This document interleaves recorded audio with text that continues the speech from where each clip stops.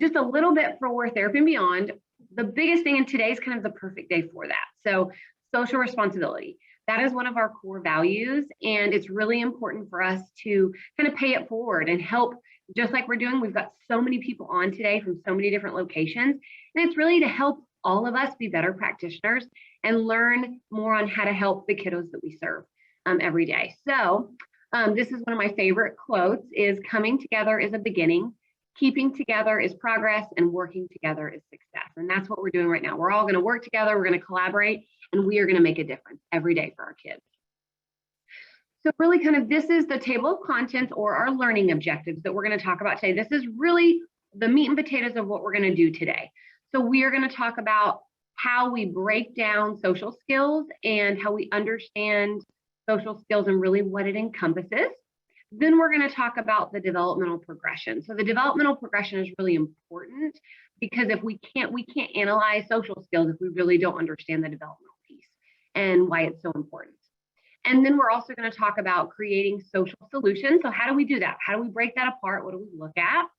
And then really creating social success. What are the treatment pieces that we can use so that we can really implement those goals and generalize those goals for our kiddos when they go to school, or if they're in a home setting or out in the community. Let me just make sure I don't see any questions. So if anyone has questions, I will make sure and keep checking. Okay, so our first mentee. So if everyone would, there's going to be a little heart, but if everyone either would go to this, go to www.mentee.com. You can either enter the code or you can do the QHR code. If everyone would go there, and you're going to have a little heart, so click on the heart and I can see how many people have logged in. Okay, so something fun. Okay, I see it.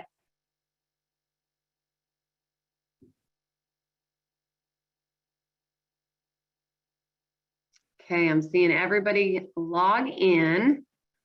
So as you guys are logging in, we're going to go ahead and go to our first mentee.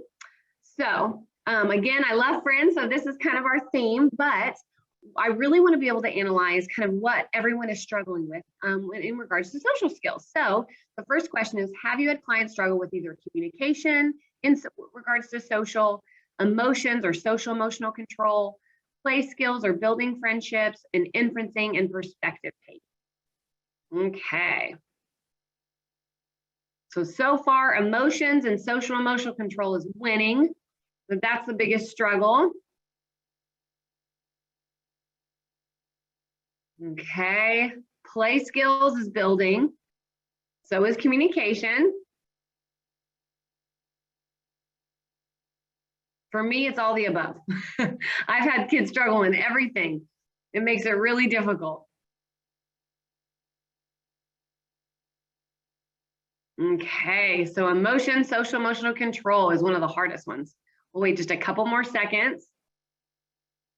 Okay, so far, still winning. So emotions and social emotional control. Okay, perfect. Yep, still winning. Okay, we're gonna keep going. Okay, so now let's break down social skills. So really the first thing is, what are social skills? Really, let's understand it. So it's our personal ability to effectively interact and communicate with others through words, actions, and body language. And when we're teaching social skills from an ABA standpoint, it's really hard to always remember how complex social skills are, but even to other practitioners that we're working with, it could be teachers, it could be diagnosticians, because it's so difficult to really truly understand how we communicate and interact, because it's something innate that we learn that's very socially mediated. The next term we're going to talk about is social thinking.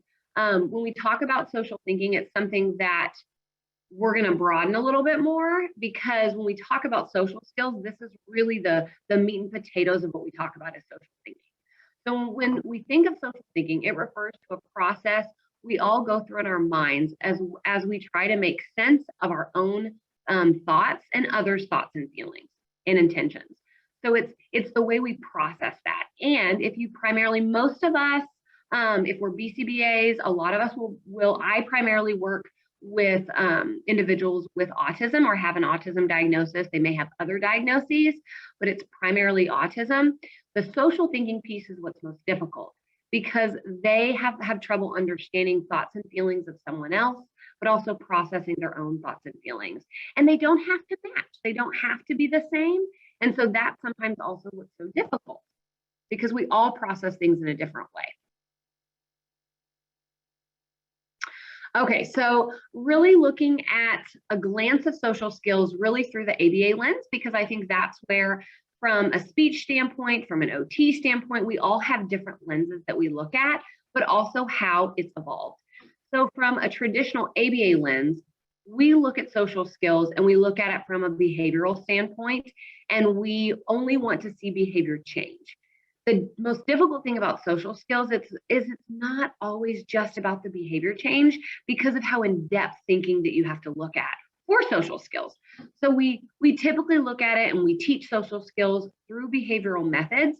But in the past, I know I learned this many, many years ago, is it's X, Y, and Z. When we were using the ABLES, when we were using just when the VB-MAT came out, we were looking at play skills and it was very rigid. It was this, very rigid rules and how I'm going to teach it, or even with emotions, how I'm going to teach emotions. Well, I'm going to teach happy, sad, mad. I'm going to teach to match it. I'm going to teach to receptively identify it and then to tact it. And that was it. They've got emotions. Now we can move on. Well, then later I found out that's not the case and that we have to think of it in a different way. So the kind of the new age thinking of ABA and looking at social skills is the recent literature that has come out is really looking at behavior analysts have to re-examine how we teach and attend to the underlying thoughts, perspectives, motives, and beliefs from which the behavior arises. So I know we talk in behavior analysis, we talk, internal events we can't really analyze, but we do have to understand how our thoughts and feelings play into it and how we can analyze that in a different way and how do we break that down.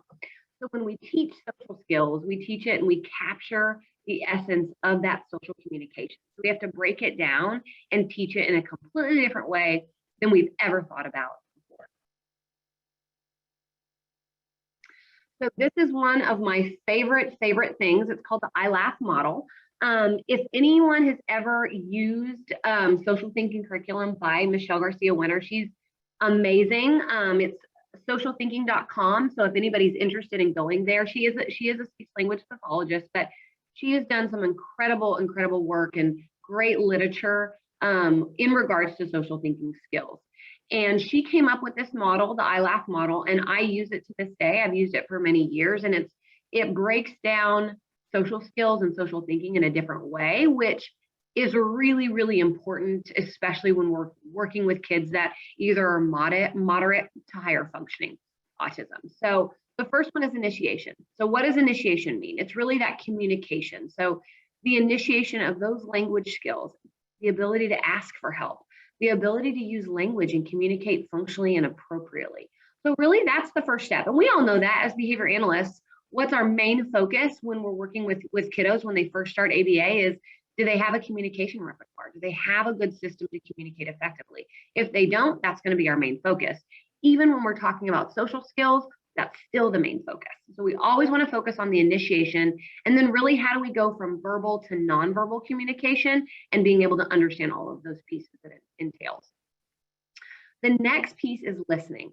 So listening is so much broader than just using your ears and hearing what someone is saying. So it's being able to use your eyes, use your brain. How do we use all of that information, not only from an auditory standpoint, but how do we use it visually? All the context clues and the nonverbal language that we give off, that has meaning. And most of the individuals we work with don't understand that meaning. Sarcasm is a really important one. We don't, most of the individuals we work with either don't know how to use sarcasm or don't understand sarcasm and what it means. They're too literal. They don't understand abstract language. The next one, which is perfect, is abstract and inferential thinking. So it's all kind of encompassing, it all goes together. But this is, our environment is saturated with abstract information and requires us to interpret all of the information and infer meaning from it. What really that means is, if you've ever read an Amelia Bedelia book, we think it's funny. We love those types of books. They're comical, kids love that. They're, if you're trying to work on reading skills. But most individuals that I've worked with that have autism, it doesn't make sense. If you're looking at that type of language and it's abstract, it's not literal, they have a hard time really understanding what that language means and how to infer meaning from that, especially in regards to social communication that happens verbally constantly all the time. If they can't pick up on that communication, even if it's language that's happening, or if it's movies that are happening, depending on the age group that they're in, they may not be able to understand what their peers are doing or what their peers are saying, because that they have that disconnect. The next piece is understanding perspectives. So this is probably one of the most important pieces and also the most difficult pieces as a behavior analyst. Even from a speech pathologist standpoint, it's difficult to teach. So being able to understand the ability of someone else's perspective, their thoughts, their feelings, their beliefs.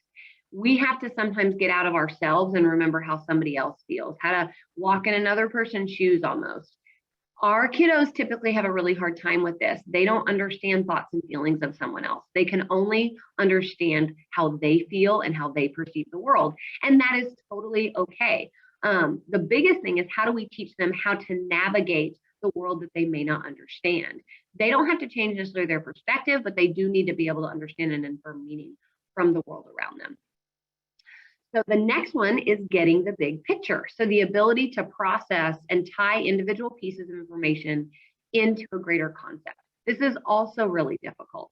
Being able to take little bits and pieces of information, but put it all together, instead of, if you get stuck on a tangent and you're going down, you've got tunnel vision, that's difficult. We've all done that before, but especially for our kids, it makes it really hard, not only to get information from other peers in a social setting, but this will also be really difficult when you're in a classroom or when you're trying to generalize information. If you can't get the big picture, then it's going to be really difficult as they get older. The last one and most complex is humor. So humor and human relatedness. So the ability to relate to others' minds, relate to others' emotions, have empathy, be able to understand what's going through their minds, but also just from subtle cues that occur, and being able to kind of pick up on that. So these are all the things. So using the ILAF model in an ABA lens will be able to not only help you analyze what's going on, but also analyze how to program appropriately. The problem now is the assessments. So assessments are really, really difficult, because most of you probably use we're still using, we use the ABLES, we use the VB Math, we use the Essentials for Living, we use the Vineland. Those don't tell you how to do this. They don't tell you how to break these things down. And so we'll talk about that a little bit later, of what assessments and then what curriculum and books to look at to help you better program in the future. So from a behavior analytic lens, we have to kind of look at all these pieces and how do we analyze this? How do we program? So the first one is for communication. So communication from a behavior analytic standpoint, we're looking at verbal operants, of course. So mand, tact, interverbal, echoic, listener responding. But the biggest piece for communication is we have to expand even beyond that piece, where it's really the intricacies of interverbal behavior, being able to initiate, being able to respond, those back and forth engagements with adults and peers. We have to truly be able to break down. In communication, being able to stay on topic and have a conversation is really difficult. So we really need to be able to analyze that and be able to break it down in different ways, to be able to look at, if we're looking at visual cues, if we're looking at different pieces, how are we going to teach that so that they can have a conversation or even attend to my peer or the adult that I'm talking to is not interested anymore. So what nonverbal cues? That's all communication, but how do we understand that? How do we put all that together from a behavior analytics standpoint? The next piece is emotions. So from an emotion standpoint, we really look at the visual perception skills of nonverbal cues. What does that look like? What are they doing? How can we understand what they mean? And it's not just those basic emotions. It's not just happy, sad, and mad, which we've learned over the years to teach, but it's emotional levels and emotional levels of happy and sad and mad. There's so many levels. They're just not happy. There's many different feelings within happy. So you can be good, you can be okay, you can be happy, and you can be really excited or hyper. So there's those different levels where you can be in control of your body and then maybe you're not. So being able to kind of understand all of those nuances. The next one is social emotional. So the ability to regulate or manage emotions with socially appropriate replacement behaviors without maladaptive behavior. So those of you kind of emotions and that social emotional control was one of the most difficult. So that's what we're going to talk a little bit too about today is how do we use pieces of it, and it may be a social thinking curriculum, it may be the 5-point scale to really be able to regulate, have replacement behaviors, but also recognize when you're not in control of your body anymore or the triggers that may occur. And looking at antecedent procedures. So that's big from a behavior analytic lens, but how do we truly replace that into socially appropriate behavior? The next one we're going to talk about is, play and friendships. So the initiation of play skills start with solitary play with visual perception skills into motor imitation. So from that standpoint, play is one of the most important skills and sometimes one that we forget about. So we have to really follow developmental appropriateness and look at each skill set that we're looking at for play. The last one from behavior analytic lens is inferencing and perspective taking. So again, the ability to understand theory of mind or understand the thoughts and feelings and intentions of other people. How do we analyze that? How do we use that and break that down and teach it into teachable units? So we're going to do another mentee really quick too, so I can get some more information. So this question is, what area of social skills do you have challenges programming for? So if you can fill out, so it's either communication, emotions, play skills or building friendships, inferencing, perspective taking, social emotional control. Okay, so inferencing and perspective taking is winning so far.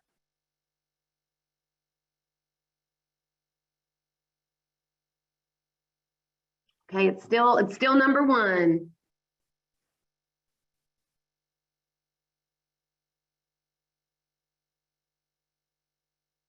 Okay, we're going to wait just a little bit longer until we get all of our responses.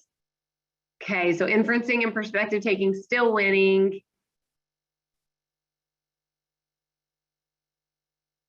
Okay. Just a couple more seconds. Okay, still winning, but right after inferencing and perspective taking, we've got social emotional control. Okay, perfect. Well, we're going to talk more about that on how do you program for it and what we do. Okay. So first, before we really dive into the programming, we have to understand the developmental progression.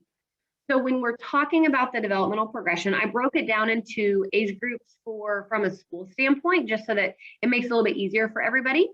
So early childhood is really looking at that kind of that 3 to 4 year age range, but really kind of the skill sets that happen during that age, but also from a developmental standpoint, when you're talking to parents, this is also a nice reference point.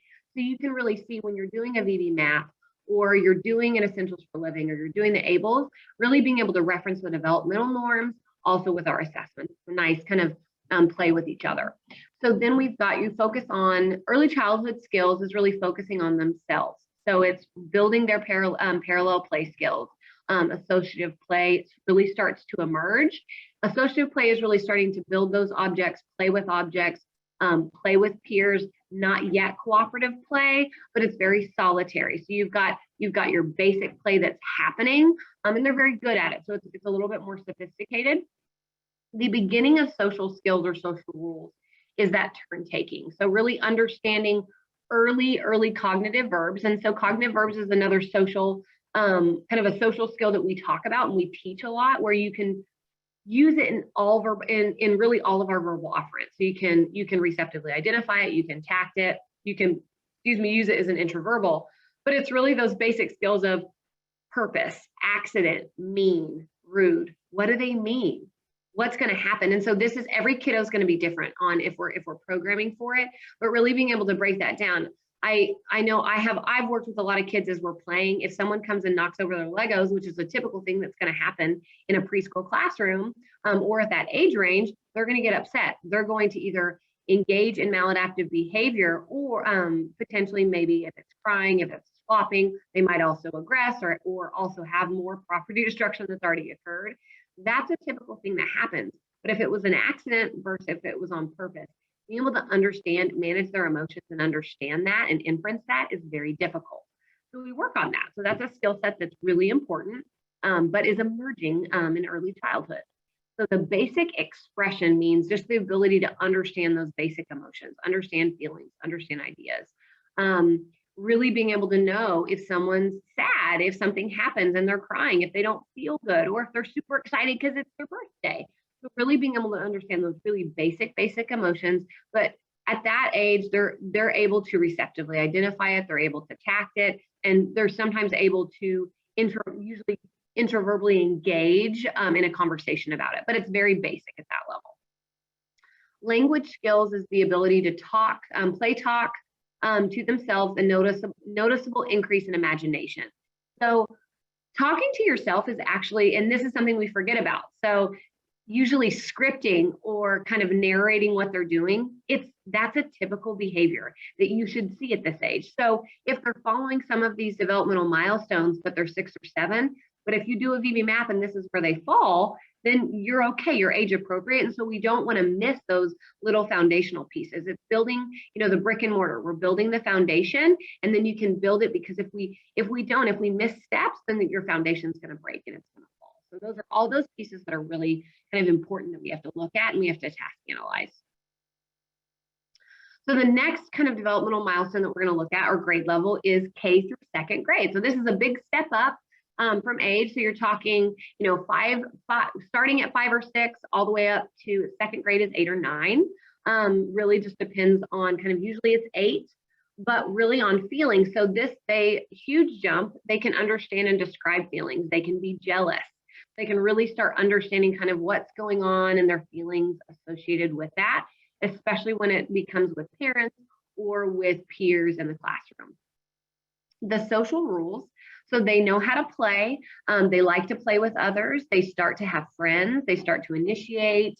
Competitiveness comes out. They want to win a game, or they want to build the highest tower, or they want praise for doing something.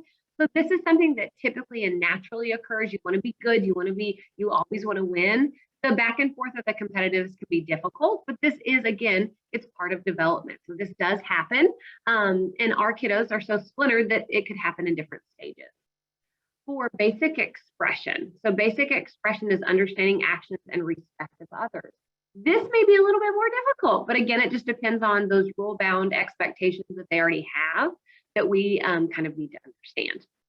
The last one for K through 2nd grade is really language skills. You really start to see the emergence of asking information questions. You start to use threats and promises, and they can share knowledge with others. The threats and promises are always very interesting. I like the threats because that is a higher level skill. And when you start to see even language skills, if they tell a lie and they fib, I start to get very excited from a social standpoint. And with usually when I'm in parent training and that happens, like, oh my gosh, that's a huge deal. That's great. So again, getting excited about those milestones that occur, it's a natural thing. It's not a bad thing. That means that learning is happening. So the next grade level we're going to talk about is 3rd through 5th grade. So 3rd through 5th is you're really starting about 9, 10 years of age. 5th grade, you're going up to about 11 or 12 progression. So feelings, they understand peer pressure. And they start to understand my peers are doing something. So, oh no, I got to do it even if it's bad. So this is going to happen a lot. And that's something where a lot of the times we have kiddos that we work with that don't understand peer pressure. They don't understand, well, why would they do that? That's stupid. I'm not going to do that. So really being able to understand all of those pieces. Friendship is the next one. So friendships really start to develop that are complex. And they have peer relationships as well as compromising with peers. So if you don't want to go to the movies, or I want to go and I want to see a certain movie, at this stage is when you really start to see, okay, you know what, my best friend really wants to do that, then I'm going to do what she wants to do. That's typically not something that we think about at a younger age. So that's the compromising is really, really important. Awareness. So awareness of body and puberty also starts to emerge, as well as understanding the concept of an authority figure. So following directions in the classroom, understanding if there's a sub, and you need to know that you've got to follow that direction there. So again, those are skill sets that at this age are acceptable, that even even as we program for kiddos, that we need to know what's acceptable and what we should start programming for language skills. So language skills is the last one for third through fifth grade. And it's really the use of code language or passwords, or really in that friend and social group. I think all of us probably as adults, like even the teenagers now, I'm going, I don't understand what you're saying. I'm lost, which is a scary and sad thing all together. But again, it's a huge thing for the kiddos if they're learning that, or they're learning that new language, or those passcodes, or the code language that they have. So again, that's a really big piece in development that we also can't forget about when they're in those peer groups. So the next one is 6th through 8th grade, and 6th through 8th grade is really the feelings. So feelings get really, really important and really complex. So again, 6th through 8th grade, you're talking about a 12 to 15-year-old at this point. And with feelings, you're talking concern about body image, the way they look, they get moody. They can be affectionate, but it really tends to start to dwindle a little bit, especially with parents. And so you start to see those changes because puberty is happening and things are going on. Friendships, so really the focus for them is the focus on themselves, but friendships are still very important, but it's egocentric. So you really start to see that kind of develop. Awareness. So at this point, 6th through 8th grade is really big before they really enter high school. They're really starting to develop their own point of view, their own preferences, and really start to see kind of who they are. This is the very beginning of that. And language skills. So the ability to problem solve and negotiate really starts to take hold. You're going to get a lot of arguing. You're going to get a lot of sophisticated language, sophisticated problem solving, which is wonderful, but can also be very difficult at the same time. If you work with teenagers, this can be something that's very difficult. I know when I last week was doing an individual therapy session with a teenager, and the problem solving and negotiating, at one point he got exacerbated with me and said he has a higher IQ than I do, which he probably does. And I told him that and said, but here's the deal. We still got to learn. We still got to do this because I'm really good at the social stuff. So I can help you on that side. So, it's the back and forth constantly. So the last kind of age group we're going to talk about, I'm not going to go past 18 because there's still skill sets that you're working on even into adulthood, especially primarily with individuals with autism that we're going to be talking about today. But you can use this. You do not have to have autism. Again, you can use all these skill sets with tons of other individuals. So it's just with learning differences. So for 9th through 12th grade. So again, you're talking about 15, 16-year-old, all the way up to 18, 19, really depending on when they graduate. So from 9th through 12th, the feelings, they're really discovering their strengths and weaknesses with feelings. They're understanding what they're good at, what they struggle with. They are self-centered. So they're impulsive, they're moody. This is normal, it happens. They're just figuring everything out at this point. Friendships. So friendships are the main focus, but you do start to see, dating. They're interested in dating, interested in kind of dipping their toe in a little bit, more so than others. But again, it just depends on what kind of peer groups and friend groups and things that they're interested in. Awareness. So at this point, again, we talked about developing their point of view, but this is kind of ongoing. So they're really starting to distance themselves from their parents. You're creating independence. Again, it depends on what type of independence they're looking for and what type of kind of sense of self that they have. So it really just depends, but this is really emerging at that point. Then we've got language skills. So language skills is the ability to think logically. They're very inquisitive, they problem solve, but they're also impulsivity, however, can be very detrimental. So you may get angry. So you may say things you don't mean. Emotional control is very difficult at this age because you go from 0 to 100, maybe with parents or with peers, or if they play sports or if they do something else, even if it's academically, the impulsivity may be very difficult in that emotional control. So again, this is kind of still navigating, but their sense of self is very much developing and getting more sophisticated. Okay, so our next mentee. So what age range do you struggle programming for social skills the most? And this is where you fill it in. So you tell me.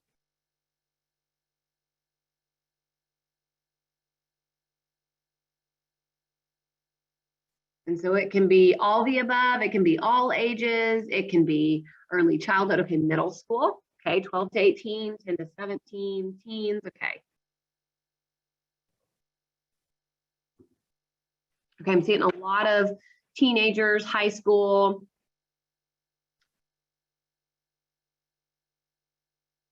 Okay. Lots of teens, okay. I still see some preschool, I still see some early childhood, but primarily teenagers, okay. Perfect, okay, we will keep going. Okay, so now we get to talk about the fun stuff, the really fun stuff that really is gonna make a big difference for you guys, which I'm so excited about because I love social skills.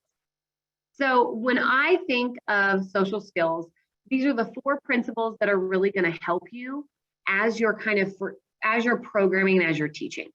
So for a lot of you, it was mixed, but we definitely had teenage. So I'm gonna give you examples of all the above, so you have them.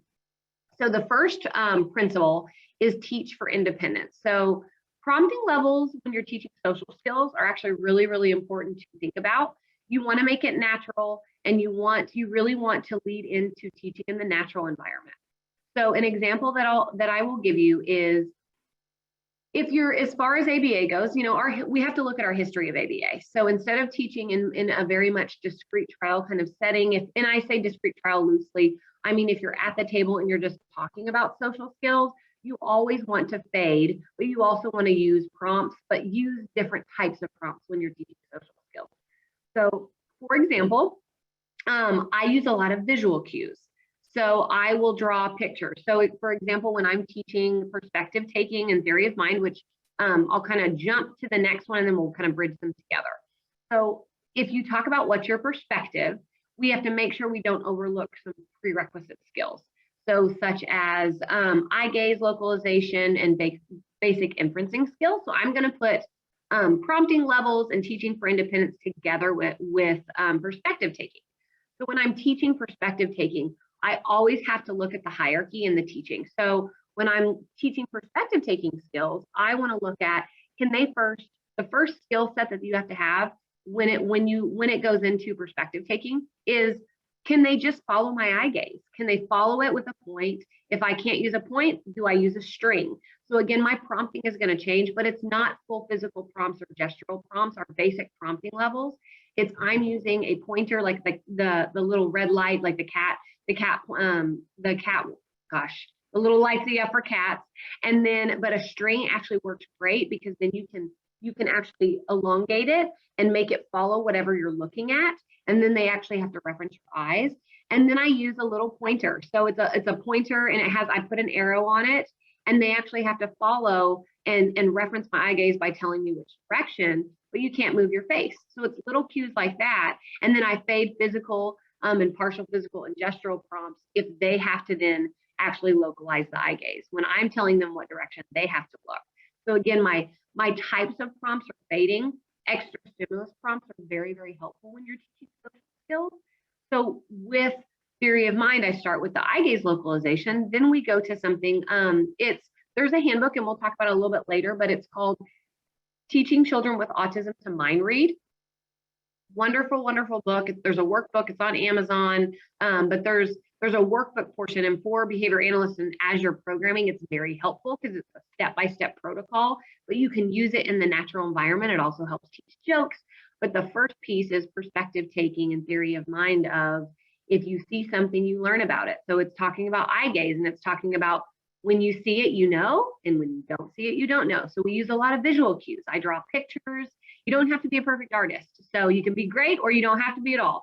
But again, visual cues, extra stimulus prompts are going to help you more than just your basic full physical, partial physical, gestural prompts. The next one, the third one, is always expand. So when teaching, make sure and teach the entire concept.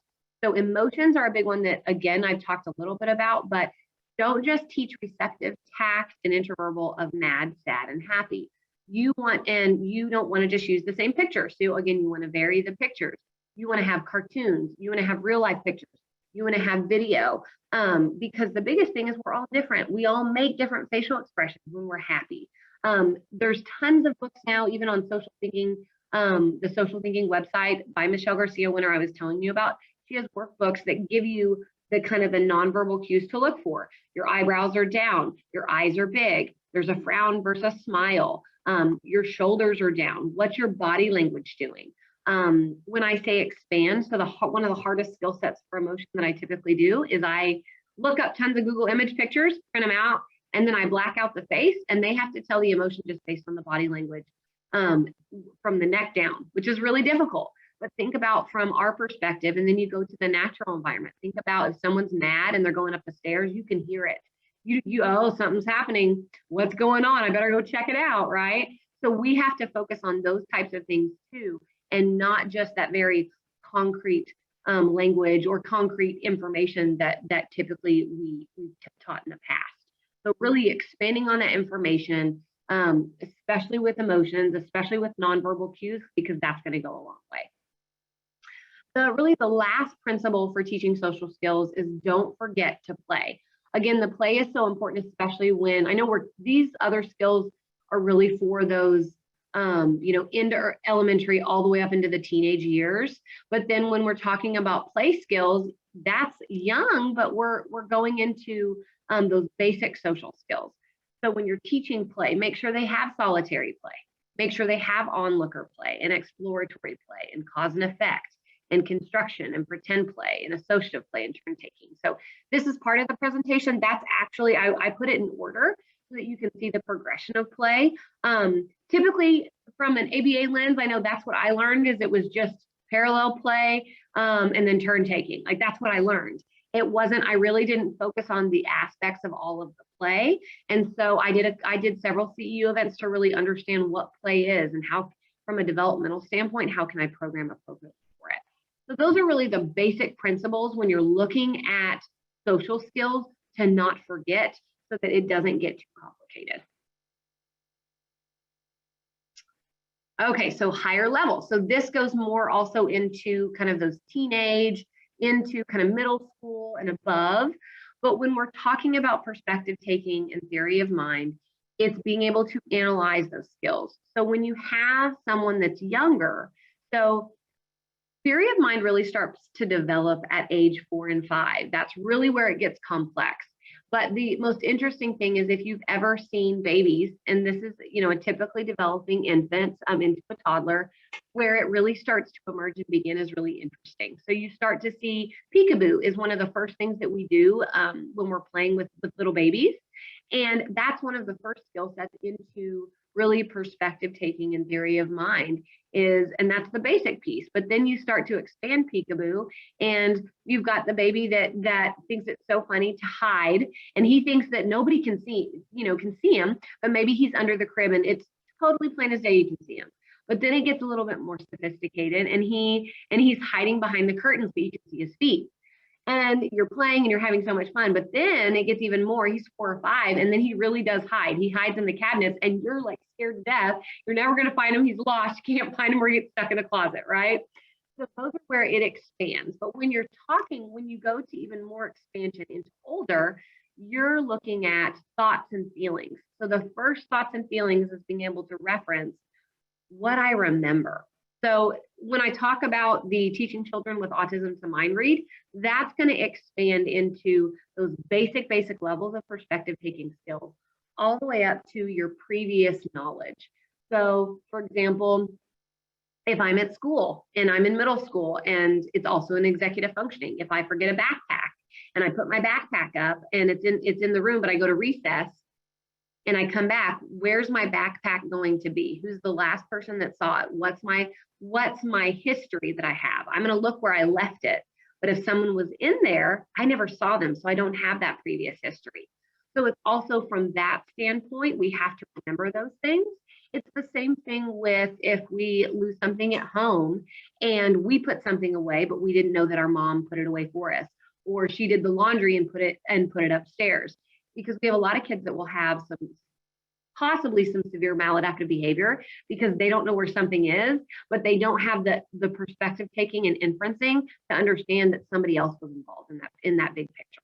So kind of looking at all those pieces and breaking that down, not only to those small finite pieces, but also to the more complicated pieces as well. The next piece is inferencing. So inferencing, you've got eye gaze localization, which I already kind of gave you some hints and talked about, but referencing and following a point are first key components to figure out what someone is thinking. The next piece of inferencing when we're teaching those higher level skills is you always want to make sure that they can inference what you're looking at, but then they can start thinking about the higher level picture. So typically with those is the social language development test. So if any of you have ever administered that, that's a wonderful, wonderful assessment to really analyze your inferencing skills. But you also want to change it up. So there's also one called the social thinking dynamic assessment. That's a wonderful assessment as well. The difference, the social language development test is a standardized assessment. The social thinking dynamic assessment is not a standardized assessment. However, it can sometimes give you more information. So from an insurance standpoint, you want to be able to use the standardized assessment. They will authorize for services. The one that is not standardized, they won't, but it's good for you when you're in the day-to-day to be able to administer that assessment. We can talk more at the end, and I'll show you kind of that assessment. But the biggest piece is getting novel pictures. So getting pictures from you, getting pictures from somebody else, Google Images, and showing them a snapshot, showing them a picture of what could be happening, what could they be thinking about, or gaining information. So showing them a novel picture of myself, can they inference that it's my wedding? I'm wearing a wedding dress. I'm at a wedding, but can they actually inference that? Can they inference that I'm in a baby shower based on the nonverbal or visual cues that have been given off just in the picture? So those are pieces, but you want it to be novel. So this is really important when we're teaching social skills, is you want novel information and then immediately generalize it to the natural environment so that you can have that really good skill set. The next one is emotions. So get away from basic emotions, teach conceptually with actions, nonverbal cues, and levels of emotion. So with actions, I don't teach just basic sad, mad, and happy. You want to do the nonverbal cues. You want to talk about each person and have at least 5 novel pictures that you're looking at. Men, women, children, babies. You want the whole piece for that when you're looking at emotions. But then when you're talking about actions, you want to do things in real life. So you want to sit down like you're happy, sit down like you're sad, do the jumping jacks like you're mad, go knock on the door like you're sad. Where our affect, our nonverbal language is also different. Show videos of it. So instead of prompting with just us giving a gestural cue or verbal prompts, show and video. Do a transfer trials are really important with social skills. So instead of correcting them with the correct answer, we want to use almost circumlocution of going around it, showing them how to get to the answer without actually providing it. The next one and the final one is communication and conversation. So can individuals carry on a preferred and non-preferred conversation and be aware that someone is not interested in change their own behavior? So this is usually the missing step when we're talking about whole body listening, when we're talking about staying interested and using your brain, using your eyes, using your ears, your mouth, staying in control of your body. That's using whole body listening. But can we inference when someone else isn't interested anymore? And if we can inference that, what are the things that we can do as individuals and that change our behavior that can get them back interested in the conversation? Now, if they're not interested in our conversation, we actually have to change the topic. We have to ask about them.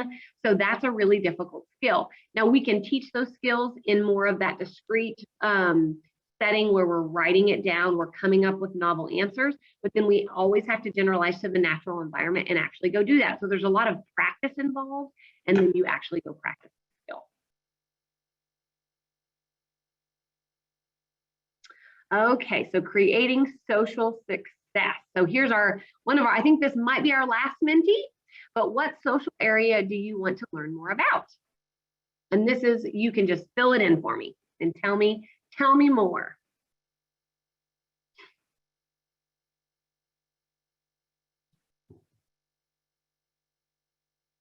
Okay, programming social groups, okay. Play skills, dealing with conflict, okay. Consent, okay. Conflict resolution, okay. Okay, social skills, okay. Play skills.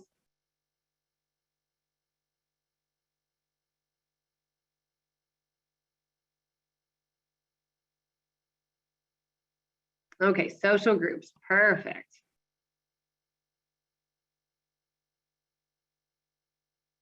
Empathy, okay, perfect.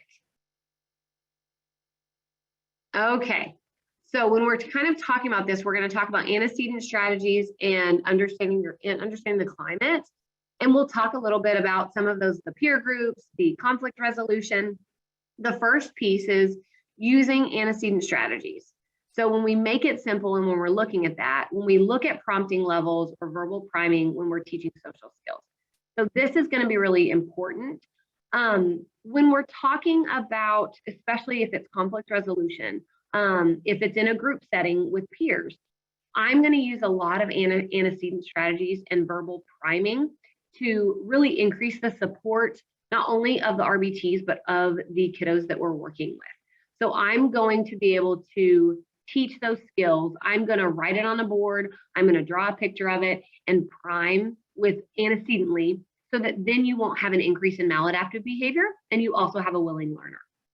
So for example, I was actually teaching social skills. We were teaching inferencing, we were teaching perspective taking and emotions to a young man. He's he is, I think, 2nd or 3rd grade level in an academic setting. And we had pulled him out and we were doing a individual behavior therapy session.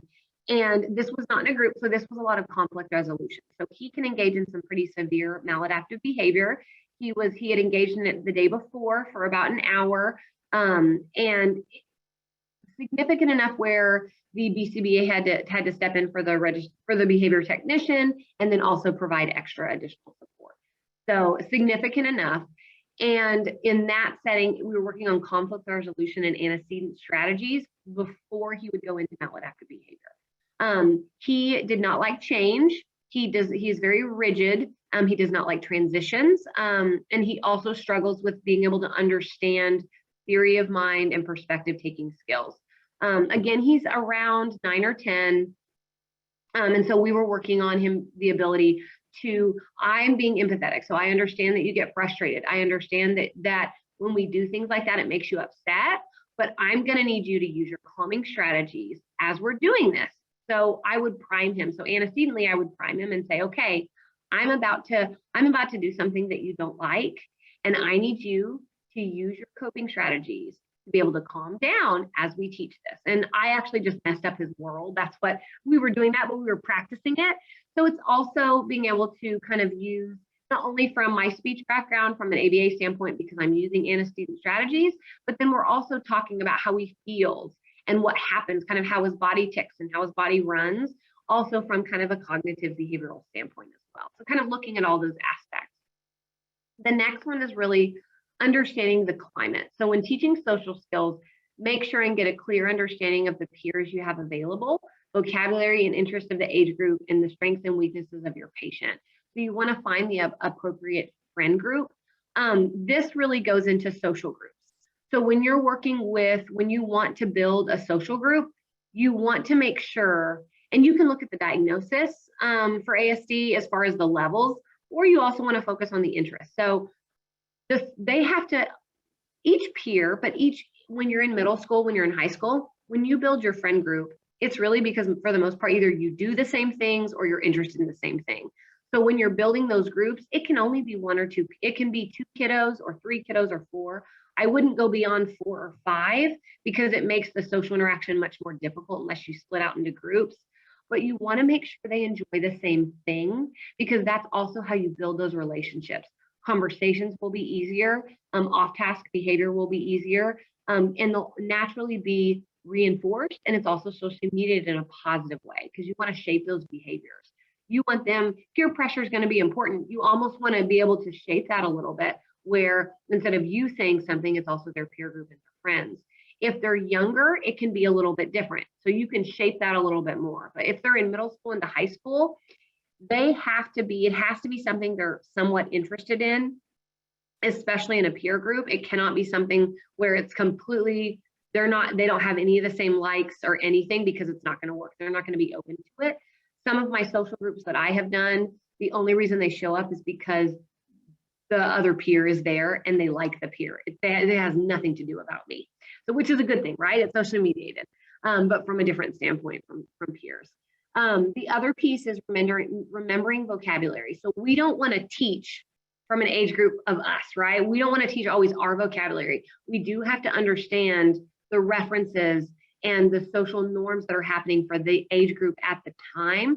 So if it's certain movies that everybody's watching, I actually will try to go and talk to different groups, tell me what's going on, what's happening. I may not understand any of it, but I have to be able to understand, because I don't want to teach something that's inappropriate, that I would like, but that's going to make them stand out in a crowd too. We have to make sure that they can be acceptable and be able to very much understand what's going on for their age group. So these are the resources available. This is something these are all written by, mostly from a speech perspective. They're by an SLP. BCBAs have been, there's so much literature out there right now. These are just some that have been very helpful to me. The Teaching Children with Autism to Mind Read, this is the workbook. There is another book that coincides with it. From a speech perspective and behavior analyst perspective, this workbook is going to be more helpful for behavior analysts. The other book is much more in regards to more of a SLP or speech perspective. Thinking About You, Thinking About Me is wonderful. It breaks down the ILAF model into really understanding in a bigger way. It also has the social thinking dynamic assessment in the back. So it teaches you how to do the protocol. It literally, you can have it, you can take pictures of it, and then you can use it. So it's a wonderful, wonderful assessment that really gives you an idea. And it also talks about how to write goals and what goals would be appropriate. And it also has an age range for you as well, which is really nice.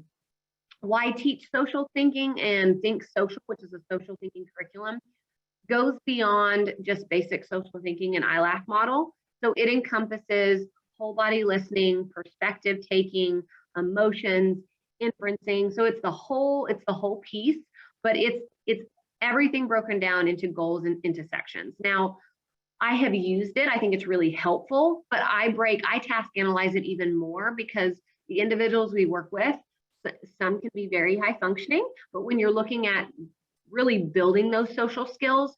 So for example, if you have someone that's an early learner and they're level 1 on a VB map, but if you've been with them for 6 or 7 years, if they're off the VB map at that point, then you're looking at a different skill set. So you might be looking at the social thinking dynamic assessment, and you need to look at teaching inferencing and perspective taking and emotion in a different way. And then they're also possibly, most likely, if they're at that level going into an academic setting, then you're going to be programming in a totally different way. And that's where you'd also want to collaborate with the school districts and other professionals as well. So these are, again, just some resources, but have been in kind of my history, working with social skills have been very, very helpful. Now I know this was, I want to open it up for questions. This was a preliminary social skill. So if anybody's really interested in more really advanced in programming, we will most likely be doing another CEU event to really dive into advanced social skills and programming. Does anyone have any questions?